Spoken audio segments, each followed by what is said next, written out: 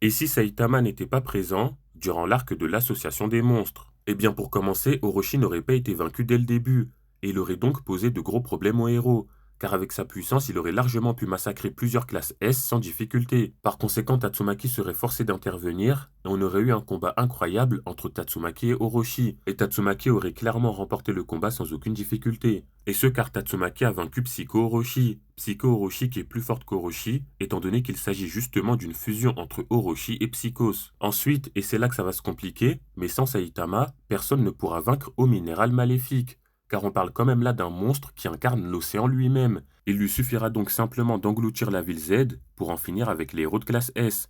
Ainsi, on se rend compte que sans Saitama, rien qu'à ce moment-là, la bataille aurait été remportée par l'association des monstres. Mais bon, en admettant que les héros de classe S parviennent à combiner leurs forces pour vaincre au minéral maléfique, eh bien ils ne seront toujours pas tirés d'affaire, car ils devront faire face à Garou forme monstre. Sauf qu'à ce moment-là, tous les héros de classe S étaient épuisés et incapables de se battre. Mais quand bien même ils ne le seraient pas, eh bien dans tous les cas, même à plusieurs, ils seraient incapables de vaincre Garou forme monstre, car il est tout simplement beaucoup trop rapide. Et pour finir, le pire du pire, c'est Cosmic Garou. Faut rappeler que sa simple présence avait suffi à tuer tous les héros, et en l'absence de Saitama, bien que Blast soit extrêmement puissant, je ne pense pas qu'il serait parvenu à vaincre Cosmic Garou à lui tout seul. À mon avis, il aurait certainement fait appel à ses coéquipiers des autres dimensions, et ainsi à plusieurs, ils auraient sans doute vaincu Cosmic Garou. Mais le problème, c'est que si Blast mobilise ses coéquipiers des autres dimensions pour combattre Garou, ces derniers ne pourront donc plus maintenir le sceau qui contient G.